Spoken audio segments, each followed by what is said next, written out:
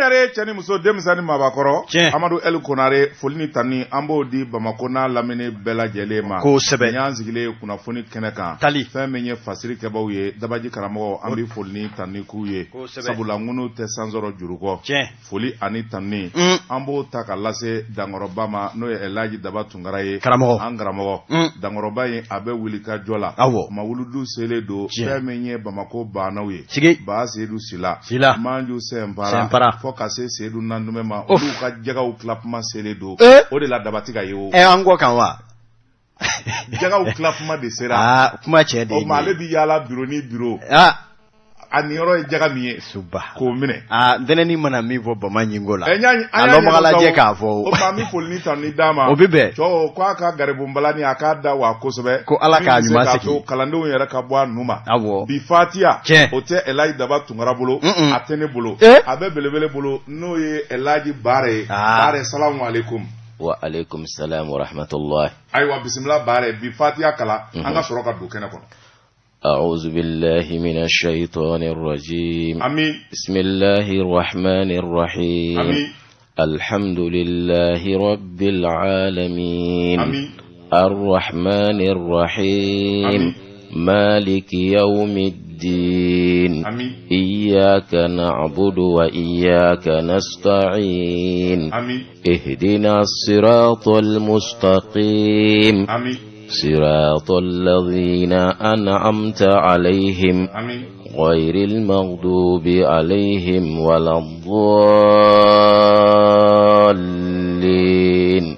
ربنا آتنا في الدنيا حسنة وفي الآخرة حسنة وقنا عذاب النار وصلى الله على سيدنا محمد وعلى آل محمد سبحان ربك رب العزة عما يصفون وسلام على المرسلين والحمد لله رب العالمين ayiwa nin y'an donkan ye an b'a ɲini nɛgɛ karafe fɛ n'o ye Ahmed Jakite a ka taa n'an ye Jɔfɛ la ka na. Journaliste Seydou ko ni limami kɔfɛ selilaw banna Fatiya ta ma kana ɲininkali kɛ falako bɛ janfa la bala cogo bɛ di bi. Nin ye tiɲɛ nin kɔni alimami falako o bɛ alimami ni kɔfɛ jama n'a y'u pɔnpe yanni limamu ka na n'i nana i ka Fatiya tale bɛ gɛlɛya o tuma Ala k'an ni silamɛw amin Amadu Eli sanni an k'an bolo don sɛbɛnw na El Hadji Abdulaye Tarawele Baare a b'an bolo kumaso kɔnɔ fɛn min ye silamɛw ka seli belebeleba in ye n'o ye mawuludu ye an b'ale hukumu kɔnɔna na ɲininkali b'an fɛ ka kɛ Baare la Baare salamu alaikum wa alaikum salam Seydou Omar Traoré ayiwa Baare ɲina mawuludu san o san a bɛ ɲɛnɛmaya radio jɛgafɔ dɛlen bɛ min na o y'an karamɔgɔ Seydi Sherif Usmani Madani Ayidara a ka mawuludu laseli yala kibaruya fɔlɔ minnu n'an y'a di o kelen don wa yɛlɛma b'a la de alhamdulillahi rabbil alamin ka radio jɛgafɔ lamɛnbaa bɛɛ lajɛlen fo Mali kɔnɔ ani Mali kɔ kan tabarikala an ye kibaruya fɔlɔ min di tɛmɛnen halisa o kibaruya kelen de don mawuludu a sabatilen don 26 mars kɛnɛ kan sini su insha Allah a bɛɛ bɛ kɛ yen nɔ a bɛɛ bɛ kɛ yen baptême bɛ kɛ yen wala naissance bɛ kɛ yen baptême fana bɛ kɛ yen dɔw kuncɛ fana bɛ kɛ yen nɔ ayiwa Baare ko in ni fɛn caman bi bɛn farikolo ɲɛnajɛ ko kuma b'a la dɔw ko balontan don o bi bɛn mawuludu yɛrɛ don ma mawuludu yɛrɛ fana n'o ye ɲɛnajɛ ye bangeni o waajuli minnu bɛ sigi o dugusɛjɛ fana o bi bɛn balontan ma mawuludu dun n'a bi kɛ minɛnw de bi ta ka taa labɛn kɛ yala nin ko fila k'u bɔ ɲɔgɔn kɔrɔ bɛnkan sɔrɔla la wa bɛnkan sɔrɔla la ni wajulu kɛra sini su dimanche mawuludukɛlaw bɛɛ jɔnnen tɛ terrain na o don na mawuludukɛlaw bɛɛ jɔnnen b'a la fo semaine kunbɛn o semaine kunbɛn kɔni problème tɛ yen nɔ hali ni yɛrɛ la problème tɛ yen nɔ ayiwa sini ta in balontan kɔni bɛ daminɛ 16h mawuludu ye sufɛla ye yala balontannaw bi bɔ waati jumɛn ou bien silamɛw kan ka taa balontan yɔrɔ la waati jumɛn bɛnkan sɔrɔla la wa bɛnkan sɔrɔla o la balontan bɛ ban dɔrɔn installation bɛ kɛ a bɛ se ka kɛ mun yɛrɛ bɛ taa mawuludu la n'u donna u bɛ se ka balontan lajɛ u fɛ o tɛ baasi ye o ne a bana ne mo kibe to eno ka wajulu makono afara bana tabarakala o ma bono na fle bana cha abe cha sini bono na fle bana cha inshallah anata joliba supporter na la sonama aywa bare amba don ga fo sanwo sani bara mbike je ka fo bi wuli ka jo pake yere bi chesirike sabula shinyana ni tane ka segu kalando ni minon do ni kata stadla ibi segam badi kenina kabi kilimba ke fo be farali ka ambe do mina ko alhamdulillah be farala je ka foga aywa nyinanda o labene do choya jumena pour que al-islam ko to sigoro la munu yoro ka ja u ka se ka kibara be soro alhamdulillah Seydou Umar Traoré kuma mbake san san chugamena inshallah ala kra ko ne ale fora ka bandron islamo be wuli mo shitafe ikatoko ala donc ambake san san chugamena koro daba tungura ale bisrifika sensen ka bwa kaso fo 26 mars kenaka e Seydou Umar Traoré ka fra bwa jabate ka obe toyano inshallah kam go bismillah ne Abdoulaye Adam Traoré bare Ahmed Jakte Mahmoud Kamara on ke 26 mars keneka Jibi Jakte nem ulube ke sijo kono ya fen mana soro o keneka ko lase bela jilema donc en profiter au fana sienfe ngunu te sans ro jurko na demne mamunu bandeme am do ko ala ku basra herela ala kana mashi fo itabrajiko ala kala kodo ne min ke do yake yere aywa bare mauludu kabo al-islamu bulu kusebe yala mauludu keli bangeni ani demudi yala fuzamanji ya jumembala mamunu ya al-islamu ye wati nunu anga mudike ni wati na anga minke Seydou Umar Traoré alakira Muhammad sallallahu alaihi wasallam ala ye danfɛnw danfɛn da a malika fara jinɛ kan n'a adamadenw alakira Muhammad ko wale ala ye ka tɛmɛ danfɛn bɛɛ lajɛlen kan ne o bange wagati sera a ka kan mɔgɔw ka nisɔndiya o kɔnɔna na ka yafara ha Seydou Umar alakira bangera su min na Abu Lahabi a ka jɔnmuso nana f'a ɲɛna k'i balimakɛ muso jina denkɛ a kɔntana a ko n y'i kan hɔrɔnya ye ne sojale mike bo ale yera ala jugudo de nga ay ne sojale mike ne ala kira bangile tene so tene sho abo o ne masro Allah tene so tene abo ne masro ay ne sojale mike no jamo mo ko la ilaha illallah muhammadur rasulullah kan ne sojale ala kira bangile Seydou Umar Traoré ne ala kira kanu miskala zarati sabatare du sukuna ikishira ala kana obekishi ala kan bedo kira ka sura don kono bale am misali be keneka ide min go gadi ide be na ka anniversaire sera ni mami nana kado kai o koti bi kono ma ala kira de ko gadi ala ye ni dafen be abe o ka anniversaire bangini ni mami be to ka ala kosma kola o kadi ala o alhamdulillah aywa anslame o kanga munge anslame o kanga minke ansiko e fon fenye ala kosmana zikrula kirama solila ango ke ko ceya am se ka dumuni mutabu ka danga de ma fana ko nesoja o bekari tabarkala o me sini shufe dumuni parce que chaman bi dumuni bo du kono manana yala o wajibi wa be sunnado wajibite ni ko ne ake kigam ko nesoja ashuna klebe kono e barany manke nga wajibite tabarkala aywa karamo ka mawludu amba do jama badi bina yala délégation sera ka bama délégation chaman sera karo nana bo bora farajela o bora farafina mari ro koni region city mo doti ame wati mina komi sisa tabarkala ro zera ere kra dimashi temeni an ira fana ko kana kai mo ba ke menin ko mo ba ke menin ko Allah akbar alhamdulillah o ira mun se gare sansi de mun ma se gare sansi o sentola o kara doy mana dimashi passé ñira kumbe Allah akbar ñira kumbe tabarakala ñira kumbe aywa bare ka weleli ka labay munye ka nyeshi al-islam ma shini koni mawludu ne koni beya na la sonano ngane ka téléphone bare ne ka téléphone abi réseau de perdu na en wele na mazoro shegena mo siriga etale donde ay netale do ejije ka do aywa basite ba fo Amadou Eli fana Amadou Eli afana ka shegena mo siriga do ay neta mangalo téléphone ne ka téléphone de réseau perdu on ma na ya to ka wele ke ni mazoro note de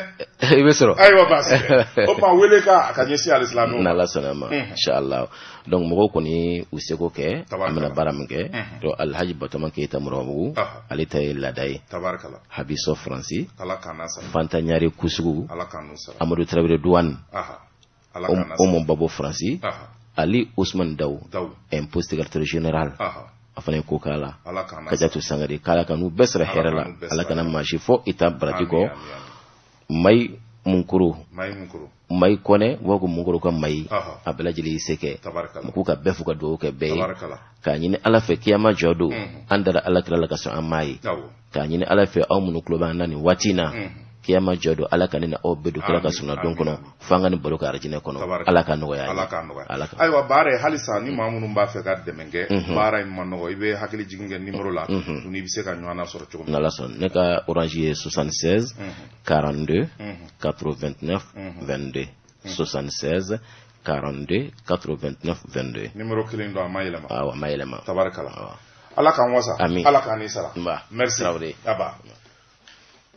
Journaliste Seydou, il ka don ga fo awa halibi be fe mina otobe. Bala chugo be di kukura. Amadou El Konare ne bi ntega do. Mi boni sebenye ango mi ma info matin. Parce que ba no ye siku baye ninya ka sebenye. Siku kodi. Siku bako. Fe menye polisu ye polisi munu no lu gwara lembe jamana deuna. Uko de ma polisi de proximité. Obana. Fe menye jamana polisu ye. Obena ke kisechi baye. Obena ke wolo masiri tabawye. Obena ta forona fe mingwani ye kele. Ningo ke sabani gala ko akodi ako femenye soroda si towye olu bibla kelenye nga polisi ke ere ka yelema ninga fanga do polisi yala ka bado ala ka ke konyumanye jamana kundigi mimbe no ye colonel Asimi Goita ye ma bise ka fo aka fanga yi ningoni bina ke sababu ye fili chama me nyana olu bise ka lakilen juga mina sabani gala ko conseil des ministres no ye ministre ka la da la nyoanye ye olu ye sigi minge arabado octobre ka lo kile duru sa 2022 bengeraka ka fo fe minye police ye ani sapeur pompier o bela gele ni finitugu bina damakenyenza sabula ni ame toka na militarisation o koni nye finitigia ere makama abonya akarama na jija a bela gele dira ba police la kauma kabako police abina jasisani abina jadi akad ningadu yewa nyeta mandi joni do de bibu ka jalalawa do bibu ka sarawar lawa ni na dobo polisu ka chemise do la sa chemise do surasu be formation militaire minge dona bot le fief fana na polisu fana bo de ka le fief ambi municipalité olu bi fle fief mako ya nga o kololo dante de vieti keme ni keme fla ona pretude faso ko de chele fle na ambi nyen ko opma bana na famu na sebenigala ko akoti wodi ako communiquer ka ba bora ka bi ma chama be munu ngoni nolu somi kaja olu ko bili haki fami assise national o ye puma mi vo de ni jamana de on yere de sigira ka ba ka fo jamana be dabolo minga lakana ngola ka gwele ngo sobe mali territoire ni ya fiefie bonya ta ka laje amma go be surasi mina no ka nganga jamana territoire labo ni ya class yoro manani kele ma soro folo sebani kala ko opma ja ko yadu ni dundulu ko ni desera sebi ke mundulula sebani kala ko sebi ko ma opma me domine ko bi fe menye jamana marabawye olu yere de nana laje polosi sapeur pompier abela jele sa muguni kesa de bi duma chile par balu ko sa marfa da o de bina duma jami ambai kudo blende kono femi ngoni ye kele o de bina damasa giriu ofma malila kana nawo garla bayirika mimbia saper bayirika ka o be cherinjeri malikono ali chige bugudaw na do soro tabarkala abo sebenigala ko akoni ya ta ka laje femi nye ba police la kawyi ani protection civile femi ngoni ye ukunye boli ke wati labana ka jira ka fo olu koni ni kelembe dengere feye sabula femi nye sarako minu vora ka fo femi nye gri unifié beka ke kelenye ni tigi beka ke kelenye opma femi ngoni ye surasu ye olu ni oro chara ni olu taye opma ukunye la nyininge ka fo gri sekinga kaka bela jele mine chuko ka ke kelenye bela jele ka ke kelenye ina ko sharia ya fo chugomi sabani kala ko opuma fene vora o chugo ya kele fe mi ngoni ye griye apuma kumbe gouvernement ka tabalika polisu kunye la nyininge akoyera kumbala ne bu nyekoro sabani kala ko ni diplôme ye kelenye bara ye kelenye chesiru ye kelenye opuma sarau ka nga ke kelenye sabani kala ko fɛn min ye syndicat ɲɛmaaw ye n'o ye sergent chef Ibrahima Keita ye ale yɛrɛ y'i da don kuma in na ni k'a sɛbɛkɔrɔfɔ a kɛra assemblée lajɛ dɔ senfɛ min kɛra avril kalo san 2022 sɛbɛnnikɛla ko ale bolo polisiw sara wari ani fɛn min ye sɔrɔdasi tɔw u sara wari kɛli kelen ye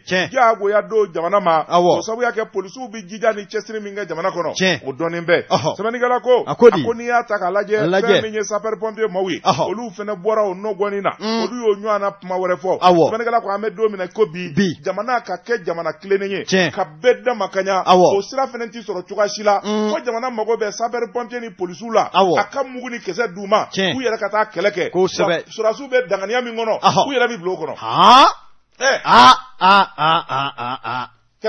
kɛlɛ banna jiriko kuma bɛ wa u mɛnna nin kan o prime aya prime donda o bɛ bilen wa o banna k'a bɛ di bɛɛ ma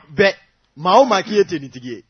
a banna o nka u ka grève ninnu na dabila sa dɛ u tɛna taama bɔlɔnkɔnɔna na to mɛtiriw bolo sa u ma kɛ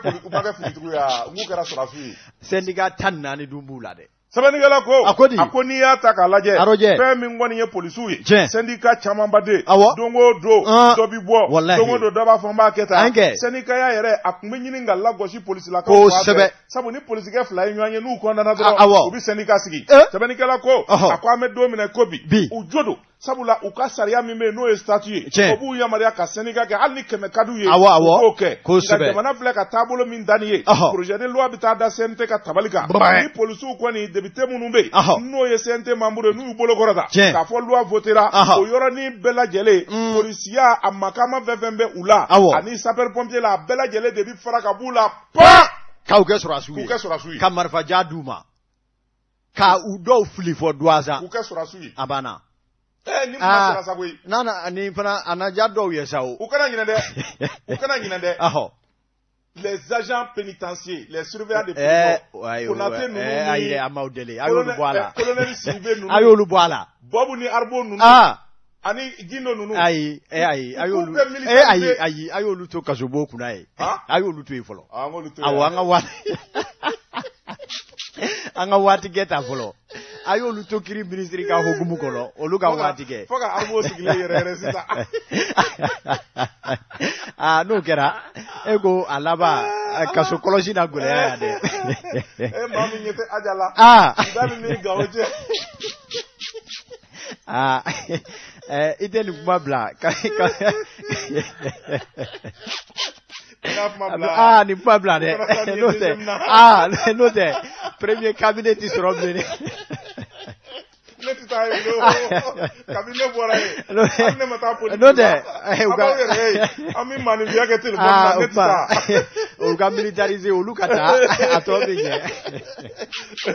mais u tɛna droit sɔrɔ wa o bɛ kɛ u tɛna grille sɔrɔ k'a droit sɔrɔ wa grille min b'olu bolo yan Bamakɔ kura o b'u bɔ ani Keyoroba o b'olu bɔ gɛlɛyara sɛbɛnnikɛla ko dɔw tun bɛ ban sɔrɔdasiya ma ko n'i donna polisi la ko kɛlɛ daga t'o la dɔw na segin u kɔ Asimiya tunu ye o an ka kibaruyaw la hali u ma ɲininka ayi ko n'o tɛ dɔw ka syndicat sigira semaine kɔrɔ mais jamana de y'a fɔ jamana de y'a décidé e bɛ ɲininka o la élection don wa nin gɛlɛyara e bɛ ɲininka n'a y'a sɔrɔ référendum don nin gɛlɛyara jamana de y'a sariya ta conseil ministre de y'a ta o de ye jamana instance suprême ye bɔda min bɛ kɛlɛ daga t'a la fo n'i taara diripa la k'a kɛ caméraman ye sa n'o tɛ marifa bɛ di bɛɛ ma mais il y a des reporters de guerre o tuma fura t'a la o tuma Azimi n cousin dɔ bɛ yen nin gɛlɛyara major Isa Jara CCR la ale fasara o tuma u k'a daminɛ Segu compagnie ɲɛmɔgɔ min bɛ yen Ablaye Kulubali Segu wa b'olu bila ka taa Buloja ale ka surun fɔlɔ na kɔrɔlen o nin kuma u y'u cu ni polisiw ye Buloja yɛrɛ ka surun fɔlɔ na u ka contingent kelen d'a ma ale ka taa Jabali a gɛlɛyara kunnafoni filɛ nin ye an ye min zalo ka bɔ info matin kɔnɔ a ka bi wali la Ahmed Jɛ ka pep k'a ka feerefɛnw lakodɔn nɛgɛ kanɲɛ 12 sera Bamako k'a fɔ jiginɛw ka bonyamasegi bɛ aw ye Amadou Konare ne mbala cogo bedi journaliste Seydou kunafondi sɛbɛn l'indépendant badabada Mamadou Fofana Mamadou ye sɛbɛnkɛ Mamadou ko a bɛna ta kuma dɔ maaw bɛ ka tɛmɛ a kan a ka ɲɛfɔ ministre ɲɛma fɔlɔ docteur Choguel Kokala Mayiga ko ala kori bɛ cogo di yala a bɛna bilen wa a tɛna bilen nin ye ɲininkali gurinba ye min jaabi bɛ colonel Asimi Goita kelen bolo hali ni y'a sɔrɔ jamanaden bɛɛ lajɛlen b'a la k'i ta fɔ sɛbɛnnikɛla ka fɔ la ŋunuŋunu ka durusira a sɛbɛkɔrɔ durusira k'a jira k'a fɔ min bɛ tali kɛ i k'a dɔn k'a fɔ ministre ɲɛma n'o ye docteur Choguel Kokala Mayiga i k'a dɔn ko kɔni ka kɛ ni baara gɔlɛnw ye ko i k'a dɔn k'a fɔ a kɔni bilara diyagoya sɛgɛnna fiɲɛ bɔ la ko kɔni kuma ciyara kosɛbɛ fɔ k'a fɔ k'a to ten maaw bɛna bali min na min ye i k'a dɔn k'a fɔ awa colonel Abdoulaye Mayiga ale kɔni sugantira ka bila nɔnɔbila la a nɔ la nka sɛbɛnnikɛla ko kalo kelen tɛmɛnen kɔfɛ e ko dalantɛliw u y'a jira kokura k'a fɔ min ye ministre ɲɛma Choguel ko a seginna ka na a ka denbaya la k'a bɛ lakɔlɔsili kuraw la ye sɛbɛnnikɛla ko n'a ma ɲɛ k'a fɔ ministre ɲɛma ko a kɔni tun bɛ sɛgɛnna fiɲɛbɔ la wajibi la n'a seginna ka na denbaya la n'i y'a sɔrɔ kow sigilen kala kelen kan yala maa caman jigi bɛ fɛn min kan o ye k'a fɔ Choguel tun bɛ jɔyɔrɔ min na a tɛna segin ka n'i sigi ye kokura wa nka ɲininkali filanan min to min bɛ o ye k'a fɔ min nalen bɛ primature la kow bɛ ka taa maaw jimi sira fɛ cogo min na k'a fɔ de k'a fɔ ko nin tɛna kɛ i k'a dɔn ministre ɲɛma Choguel a kɔni dalen ye k'a bila i k'a dɔn kɛrɛfɛ k'a kana bali maa na dɛ sɛbɛnnikɛla ka fɔ la a ko n'i y'a ta ni k'a lajɛ nin waati daba ninnu kɔni na i b'a ye k'a fɔ yɛlɛma donni don baara caman na wa min ye mangangolo yɛrɛ ye o fana sɛbɛkɔrɔ nɔgɔya mɛn k'a sababu kɛ dɔw ka fɔ la ko min ye colonel Abdoulaye Mayiga ale mun bilara Choguel nɔ la ko jɔn ko ala ni faden b'a la faden de ye baara ye an ka baara kɛ ka ɲa jango jamana bɛ gɛlɛya min na an bɛ se ka bɔ o kɔnɔ cogoya min na ko ka kɛ n'o ka baara taasira ye maaw jimi sira fɛ jango ani k'a dɔn jamanadenw bɛ ɲɔgɔn sɛbɛkɔrɔ faamu jamana mara yɛrɛ tɛ taa maa mun yɛrɛ kɔ n'o ye politikimaw ye a n'olu bɛ ɲɔgɔn faamu sabula u bɛ ɲɔgɔn taabolo dɔn o kuma ko yala nin tɛna kɛ basigi kura ye min bɛna kɛ sababu ye ka Choguel garisɛgɛ sɛbɛkɔrɔ dɔgɔya seginni na primature la wa ɲininkali tɔ min a sigilen don nka sɛbɛnnikɛla ka fɔ la a y'a jira k'a fɔ jamana faamaw kɔni i k'a dɔn u y'u da di tɛtɛ sabula min bɛ tali kɛ Choguel ka farikolo cogoya la ko a kɔni kɛra u y'a i k'a dɔn a ko sɛbɛkɔrɔ mamu k'a kɛ kɔmɔko ye jamana faamaw hali bi ni a ka bi olu ma nɛn don a la k'a fɛsɛfɛsɛ minnu bɛ yen n'olu ye jateminɛ kɛbaaw ye olu kɔni kɛlen don k'u soni sigi maa tilalen don tilayɔrɔba fila ye o maa kunfɔlɔ ko Choguel ka nin bana ko maamunen don olu ka fɔ la waasa ka se k'a bolo bɔ baara la dɔɔni i k'a dɔn a kana kɛ ni kumasuliya kana kɛ ni lebu ye sabula i k'a dɔn a bɛ bolo bɔ baara la waati min na ko y'a sɔrɔ a ka ko nege tɛ maliden faama bɛɛ la jango maa minnu bɛ yen n'o ye politiki bangu maaw ye nka sɛbɛnnikɛla ko min nana nɔ la nin ye n'o tun ma kɛ maa sabatilen ye i k'a dɔn maaw tɛna tɛgɛrɛ ni dunu ni bala ta Choguel nɔfɛ nka min nalen filɛ o b'a la ka baara kɛ cogo min na o b'a la ka jamanadenw ŋunanfa wa i k'a dɔn bɛɛ ni basigi ani hohaho burujali kumaw ni hohaho kan caman bɛ yen ko olu ma dalen an bɛ waati min na i ko bi sɛbɛnnikɛla ko an na sigi k'a lajɛ tile filanin na a ko maa tigɛ da o da la n'o tɛ n'a bɔra dɔgɔtɔrɔso la ka n'a ka so i k'a dɔn a tun bɛ fɛn min na ko jigiya b'a kan a bɛ na o la nka i k'a dɔn ko wa min ye primature sɔrɔli Choguel fɛ ko kura bilen ko a bɛ gɛlɛya dɛ kunnafoni filɛ an ye min bɔ l'indépendant kɔnɔ u ka bidon bɔli la Amadou Konare ni bolokoli ma bɔ bilakoro ka npogo ka segin a ma joona min tɛgɛ don ka bɔ ni sɛbɛnni ye an ko min ma le point Basiriba n'o ye Kadija Doumbia ye kalanden dɔw nin y'a ka sɛbɛn ye Kadija Doumbia ko bɔɲɛ laban ye boli ye fɛn min ye sɔrasilakaw fanfɛla na bolotigɛ min bɛ n'o ye Diriba ye u ye kunnafoni di baro kɛ kalo nin kɛra laada ye colonel Sulemani Danbɛlɛ a n'a ka dangaw u bɛ jama wele sɔrasiw ye wulikajɔ ni cɛsiri min ka kalo kɔnɔ k'a kunnafoni da maaw tulo kan sɛbɛnnikɛla ko fɛn min octobre kalo tile 3 tɛmɛnen Diriba ɲɛma a ye laada in kɔni di mɛn a ye ɲɛfɔli kɛ k'a daminɛ jamana kɔrɔ fɛ ka taa Kilebi fɛ k'a daminɛ Bani fɛ ka taa Baba fɛ a Mali sɔrasiw u ye wulikajɔba de kɛ min kɔni kɛra sababu ye an bɛ don min na ko bi Bamanji yɛrɛ kɔni a bɛ ɲini ɲɛ de la u bɛ to ka poyi yɔrɔw la nka u bɛ tila ka tunu tuguni sɛbɛnnikɛla ko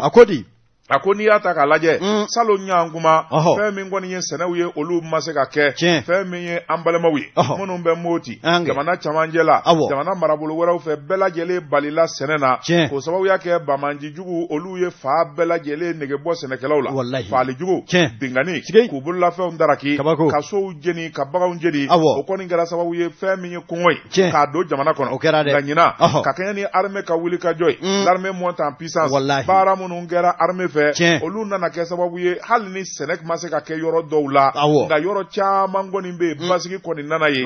salo u ye maaw bali ka sɛnɛ kɛ yɔrɔ minnu na ɲina olu kɔni taara ka t'u ka forow sɛnɛ ni ka baaraw kɛ wa dɔɔni fɛn min ye basigi ye o bɛ ka segin ka na sɛbɛnnikɛla ko a ko n'i y'a ta k'a lajɛ fɛn min ye office du Niger yen ne baara kun gɛlɛyara salo kosɛbɛ ni hakili b'a la fɛn min ye sumaw ye u k'a kuma sele fɛn min ye tasuma don ye o nana daminɛ sɛnɛkɛla tɛ se ka taa a ka foro la o dɔrɔn tɛ Bamanji bɛ ka tasuma don foro la sɛbɛnnikɛla ko maa caman bɛ yen minnu jigi tigɛra minnu tɔɔrɔ la ka sɔrɔdasiw ye sira min da opération kɛlɛtigi plan Maliko o nana kɛ sababu ye Bamanji bɛ yɔrɔ o yɔrɔ fɛn min kɔni y'u ka daga ye sɔrɔdasiw yɛrɛ de bi cɔ a kɔnɔ gidiw ni ka t'u ni laban k'u ni kɛnɛ karaba sɛbɛnnikɛla ko se bannen bɛ Bamanji an bɛ don minɛ ko bi u jigi kɛlen bɛ mun ye ka min don mini bɛ to ka exploser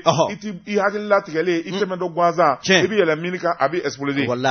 sɛbɛnnikɛla ko o n'a ta bɛɛ fɛn min ye armée ye u labɛnnen bɛ u dusu minen bɛ sabula fɛn min ye ministre ye n'o ye colonel Sadio Kamara ye ministre Passa a ko n'i y'a ta k'a lajɛ colonel Passa ko kɛlɛ ka kɛ kɛlɛ se ka sɔrɔ ani wulikajɔ ka kɛ ale ma dɔwɛrɛ ɲini n'o tɛ sɛbɛnnikɛla ko a ko u bɛna kun kan fɛn min ye armée ye u kɛlen bɛ ka wulikajɔ kɛ fɛn min ye terroriste kalo furancɛ in na cɛ 68 u y'o fa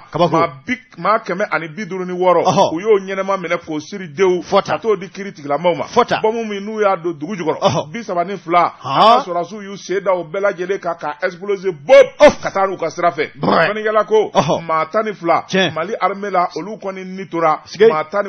olu jɔgina sɛbɛnnikɛla ko kɛlɛ mana ja i la maa de bi sa kɛlɛ mana goya i la maa de bi sa sabula kɛlɛ tɔgɔ man di sɛbɛnnikɛla ko a ko an bɛ don min na ko bi fɛn min ye colonel Sulemani Danbele a y'a jira k'a fɔ o jija o se a n'o tɔgɔ min ni armée y'o sɔrɔ o de bi to senasa fo ka taa fɔ terrorisme wale banna an ka jamana kɔnɔ sabula jamana kuntigi n'o ye colonel Asimi Goita ye a kalikan ye o de ye ko ka kɛ wala filɛ nin ye an ye min zalo ka bɔ le point kɔnɔ a ka bi bɔli la journaliste Seydou ne bɛ tigɛ don ko kuratu kunnafoni sɛbɛn indicateur di renouveau min ye k'a dɔn Tayiru Male a ye sɛbɛn kɛ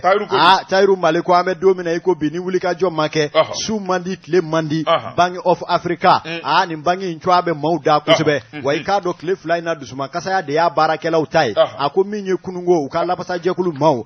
e ko u ma i k'a dɔn awa jɛrɛ belebeleba sigi wa jɛrɛ min na u y'u ka dusuma kasaya jira koba 2 la koba 2 min na u y'a fɔ u na sa o da fɛ koba fɔlɔ ye mun ye min ye Bank of Africa n'u k'a ma BOA a baarakɛlaw ko diɲɛ banki la dugukolo yɛrɛ kɔ kan i k'a dɔn banki kelen min bɛ yen n'a baarakɛlaw yɛrɛ ka hakɛ n'o ka sɛbɛkɔrɔ dɔgɔ ka tɛmɛ tɔw kan k'o de ye BOA ye k'a sabu kɛ mun ye i k'a dɔn n'i ye BOA maa ye ni e ko e bɛ pɛrɛ ɲini doni min bɛ dasi e kun i k'a dɔn o tɛ dasi maa si kun i k'a dɔn olu kɔni bɛ kɛlɛ de kɛ o ka nɔgɔya i k'a dɔn k'a fɔ Sozani da ye kɔmɔ ye kɔmɔ maa bɔ Sozani dogolen pereperew i k'a dɔn k'o ti bɛn o ma bilen kɛlɛ filanan ye mun ye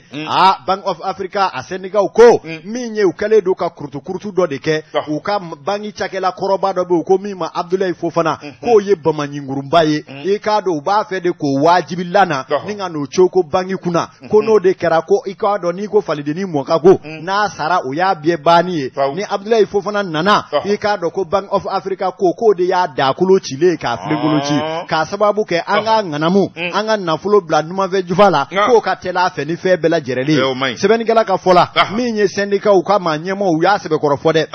u ko min ye octobre kalo tile 10 nata Amadu Eli jɔ dɛ k'a bila numanfɛ jufa la e don dɔ la yan ne ye dɔ bila numanfɛ jufa la an b'o fɔ min fɛn dɔ bi waati min na ne bolo tun bɛ ka don numanfɛ jufa la min fɛn dɔ bi ye denmisɛnnin kuma don wari bilatɔ ye numanfɛ jufa la wari y'a sɛgɛsɛgɛ a jɛlen tɛ hali i sara ni dir'i ma a ka ca Ala fɛ i b'a bila kini fɛ n'a jɛlen tɛ i se t'a rɔ koyi a bɛ i b'a bila numanya fan fɛ na bila kini fɛ nin ye jateba ye dɛ baasi tɛ o tuma na hakili t'o la sɛbɛnnikɛla ko ko Abdoulaye Fofana k'a fana m'o cogo la ka nafolo kɔni bila numanya fan fɛ o ka teli a fɛ ni fɛn bɛɛ lajɛlen ye o tuma min ye Bank of Africa a maaw ko u kɛlen don k'u kantigɛda jira u bɛ min fɔ banki ɲɛmaaw ye ani u bɛ min fɔ u jɛɲɔgɔnw ye maa o maa bɛ yen k'o da bɛ kalakari BOA la u k'a dɔn k'a fɔ syndicat jɔlen don a kɛlɛkɛ bolo kan min ye octobre kalo tile 10 nata délégation ba na bɔ jamana kɔ kan k'u bɛna i k'a dɔn Abdoulaye Fofana jagoya cogo DGA la wa a ti bɛn u ma bi a ti bɛn u ma sini fɔ u sugo n'o tɛ a ti k'a ye sabula min ye bange ka nafa sɔrɔ t'a la i k'a dɔn ko sɔri ko don olu y'a jira k'a fɔ wa hali délégation min b'a la ka na k'a fɔ de ko olu bɛna hukumu ɲuman sɔrɔ jatigiya ni bonyanko ɲuman na ko u ma na i k'a dɔn bisimila min na bila u ye o n'a kɛ i ko wulu nalen juma na sabula u ka siyɔrɔ ko u ka dumuni ko hali ka ji soli ka d'u ma a tɛrɛmɛsɛ k'a ti bɔ bange wari la o tuma n'u nana u b'u yɛrɛ ye wa n'u y'a diyagoya ka Abdoulaye Cogo i k'a dɔn awa yen ka di yan ye a baara bɛ kɛ o ye dɛ sabula min bɛ tali kɛ i k'a dɔn olu bɛna préavis de grève bila n'o ye lasɔmini sɛbɛn ye damakasi sɛbɛn no min na u bɛna tile wa i k'a dɔn tile 2 48 heures u bɛna o baara bila kɛ n'o tɛmɛna ni kan ma bɔ sisi ma bɔ tile 5 u bɛna baara bila ni ɲɛ ma sɔrɔ baara bila cayi grève ma illimité u bɛna o de boloda ko bange kɔni a tɛna sɔrɔ na nagasi wo wa nin bɛɛ bɛ kɛ fɛn min kama Abdoulaye Fofana Bank of Africa ko an ka wari ta ka bɔ yen i ka wari bɛ yen kosɛbɛ bilen wa e ma garu ɲininka wa Bank of Africa waati dɔ la ko n'i y'i ka wari bila dɔ b'a ta i ɲɛnɛ ma dɔ b'a ta i ɲɛnɛ ma walima n'i ye 5000 bila sini i bɛna sɔrɔ a kɛra 900 sini kɛnɛ 800 n'i ma fa n'i nana u b'a ko juru b'i la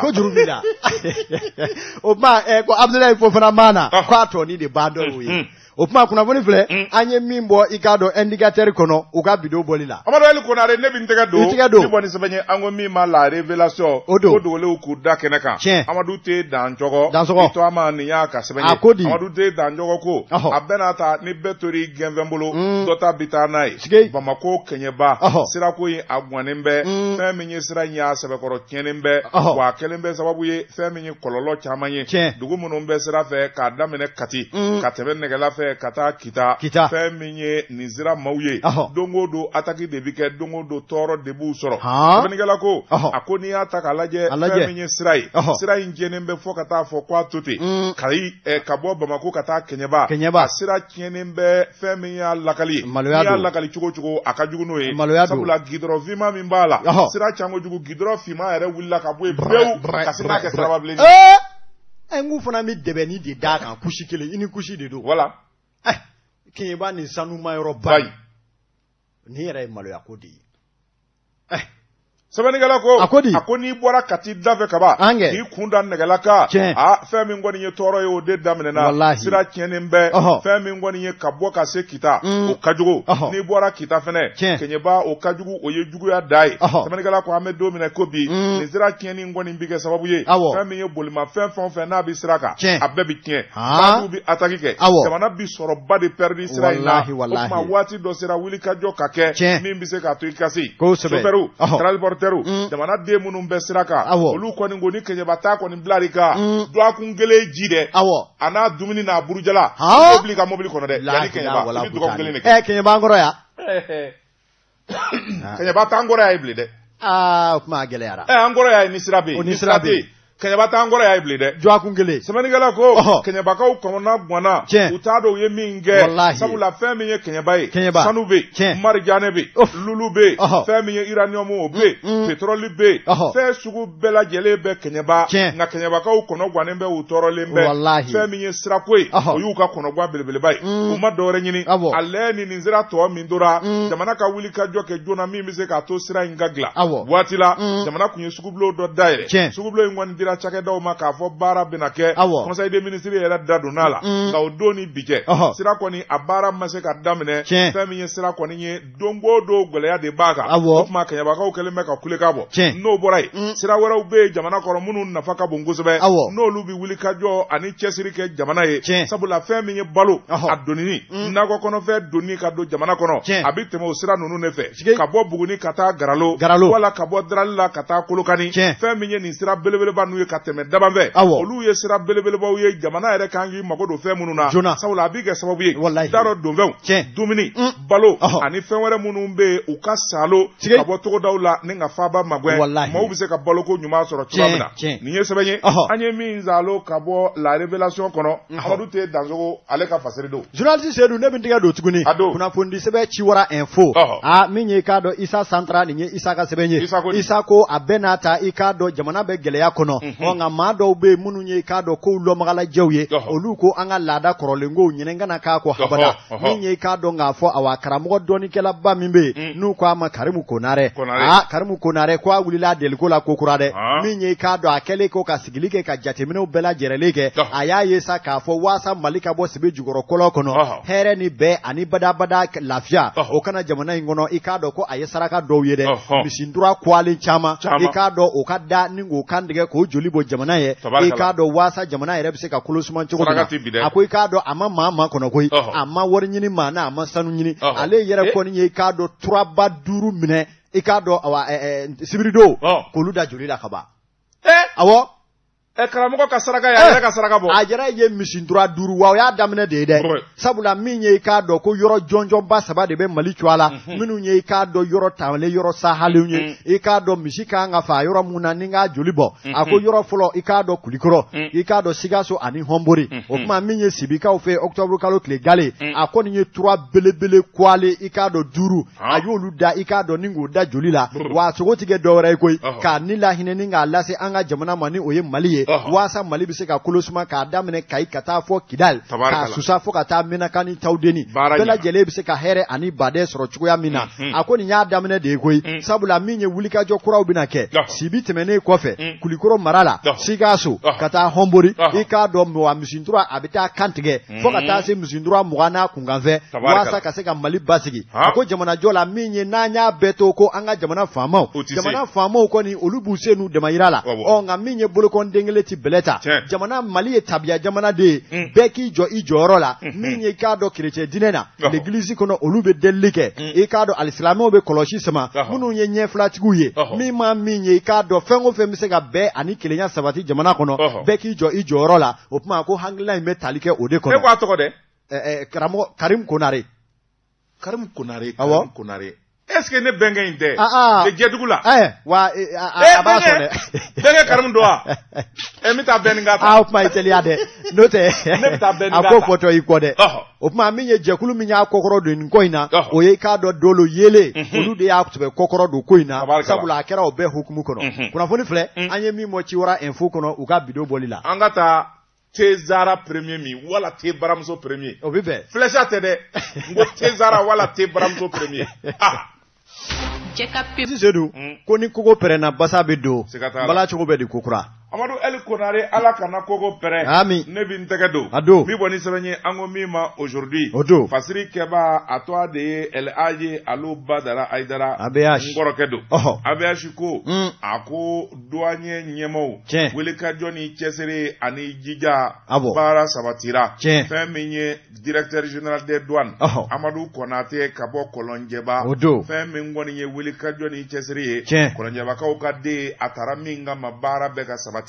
kalo min n'a salen filɛ septembre kalo douanier a jɔyɔrɔ ye min ye jamana wagande la miliyari 60 kalo kelen a y'o ɲini ka bila trésor la kabako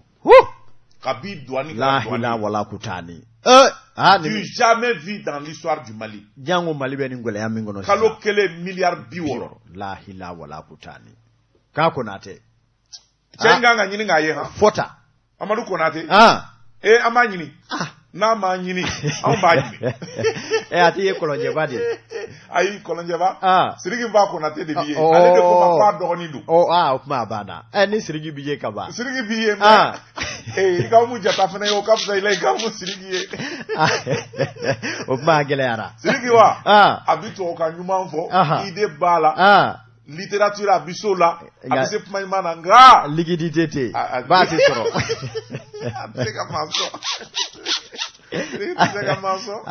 a gɛlɛyara ni Umu Jata kɔni ye ɲɔgɔn ye o ka di la nka a na se k'i maa lase Amadu ma Sidiki wa a se a ko a dɔgɔkɛ in kɔni a bɛ se k'an lase o ma a na ti lase Amadu ma n'o tɛ i fana b'a ta douane kuru kɔnɔ gogoro b'u ka da in na wa a bɛ yɛlɛ kɔnɔna de la n'i ma dalu jɔnjɔn di e taara yan depuis Ala k'an da ne ma deli ka se o tuma se ye dɛ si ni waati min zele e turu cɛ mita interview la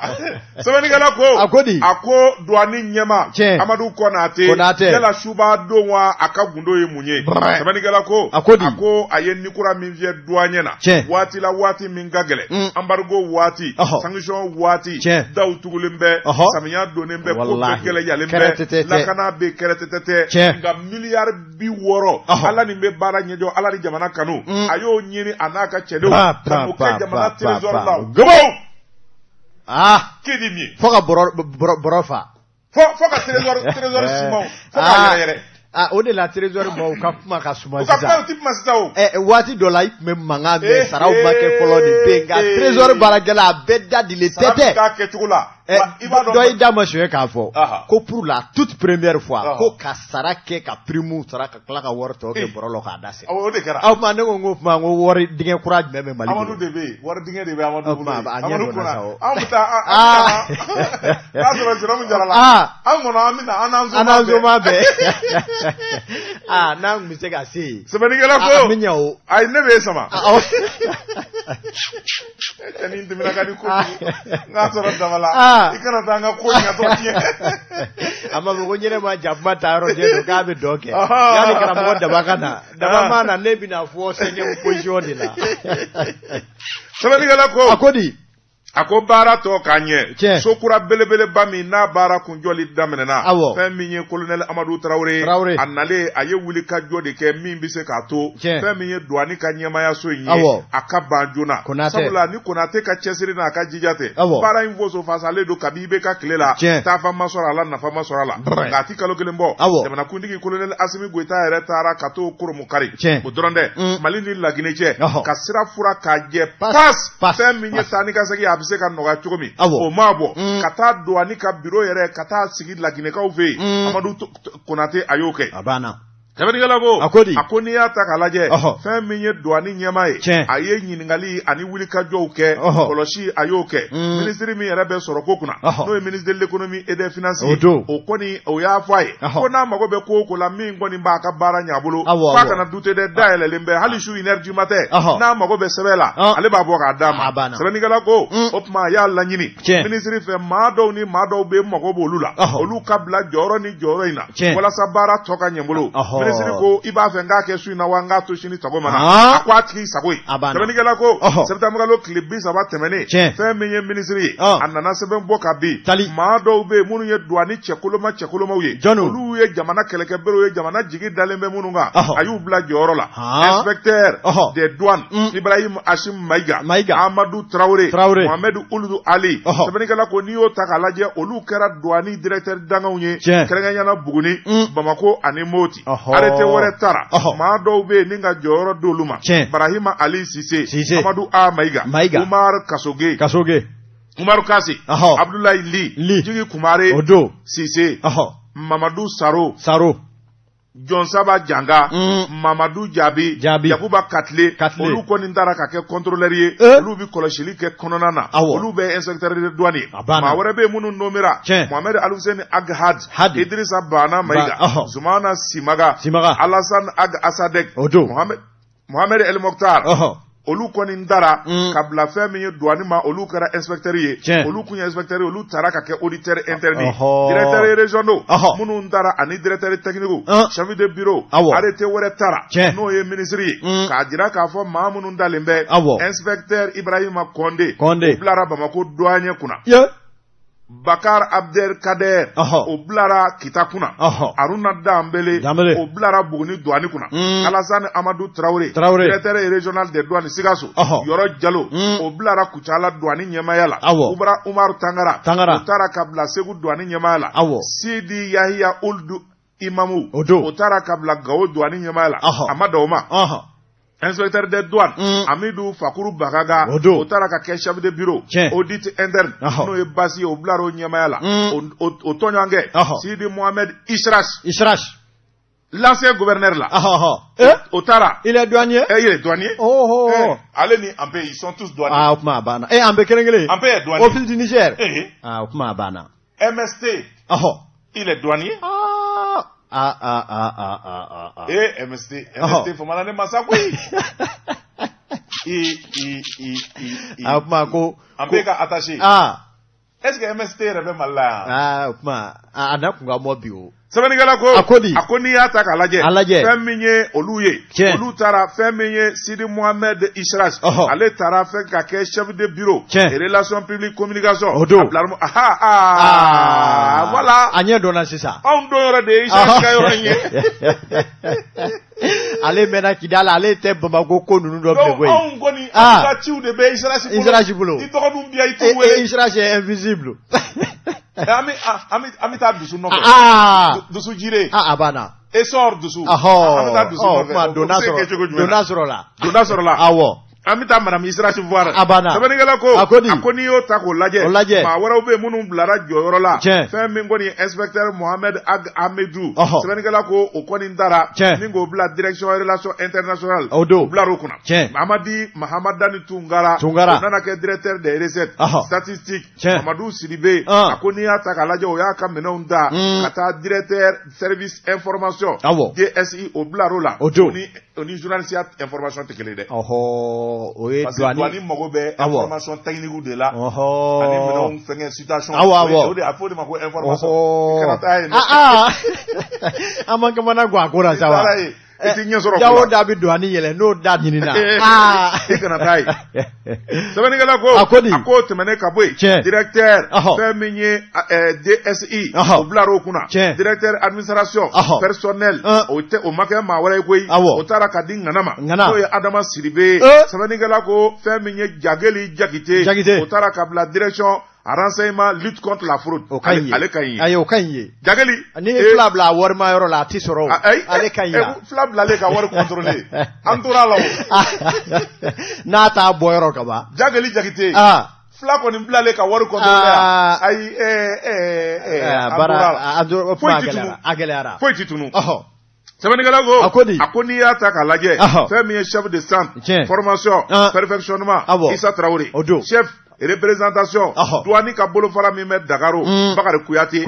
taara yen sɛbɛnnikɛla ko a ko n'i y'a ta k'a lajɛ Aluseni Sanu a ye décret wɛrɛw ta directeur adjoint directeur technique sɛbɛnnikɛla ko a ko n'i y'a ta k'a lajɛ fɛn min kɔni ye maa minnu bi sariya bonya réglementation relations internationales Ablaye M Maïga directeur adjoint recette statistique Aboubakari Sidiki Kone directeur adjoint renseignement lutte contre la fraude Issoufou Daga Maïga sɛbɛnnikɛla ko directeur adjoint administration personnelle Diallo Adama Dansogo directeur adjoint finance logistique Seydou Ndaw directeur adjoint système d'information Ousmane Diarra directeur adjoint contrôle dédouanement Sama Kassé ne terimuso bɛ yen ne m'o tɔgɔ mɛnɛ Awa Sisoko n'a kɛ ni dɔw ma bɔ o nɔ la wa dɔw bɔr'u nɔ na kɛ ni dɔw ma bɔr'u nɔ la ni cogoya ma fɔ i t'i da di ayi n'o tɛ Mohamed Kulubali tɔgɔ ma mɛn nin na o i ye Mohamed dɔn wa ma Aboubakry Abdul Salam Touré ma tɔgɔ mɛn nin na o tɛ t'u nɔ la ye n'o tɛ i cogoya ma mɛn k'i da jigin o fana ye ko ye dɛ a tɛ t'o nin na ye i ye Mohamed Kulubali tɔgɔ mɛn wa c'est le directeur régional de la douane de Kulikoro oui Mohamed Kulubali oui ale bɛ baara ba la Amadou ka jogɛlɛnba mais ale b'a nɔ la ye ale b'a nɔ la ye e fana bɛ tɛmɛ pɔsi fɛ k'a sɔrɔ embouteillage bɛ ti jɔ k'a sɔrɔ i jɔyɔrɔ ɲuman de ye ne bɛ vitesse kɛ ka tɛmɛ an na mɛn ka tɛmɛ i kɔ ye